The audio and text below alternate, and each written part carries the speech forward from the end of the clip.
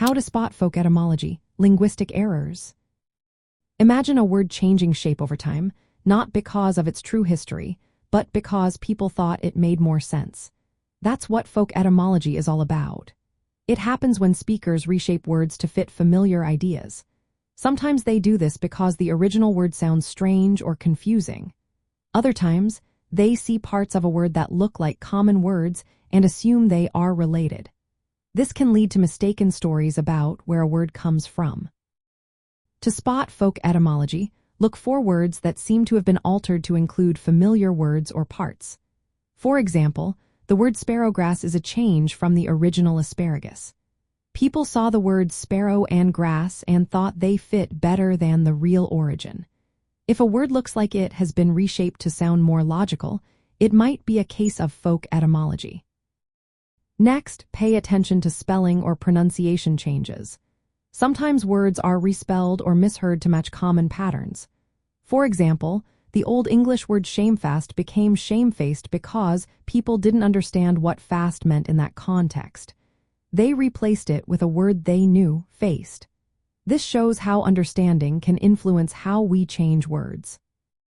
Another clue is when the meaning of a word shifts because parts of it are misunderstood. The word muskrat comes from an Algonquian language, but English speakers added rat because they thought it looked like a rodent. This is a clear example of how folk etymology can change a word's meaning. Beware of false stories about word origins. Many popular explanations are not based on facts.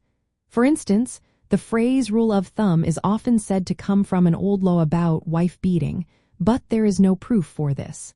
These stories are appealing but not accurate.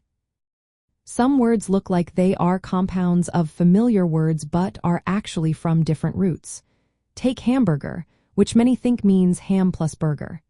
Actually, it comes from the German city Hamburg. Recognizing these differences helps you see when folk etymology has played a role.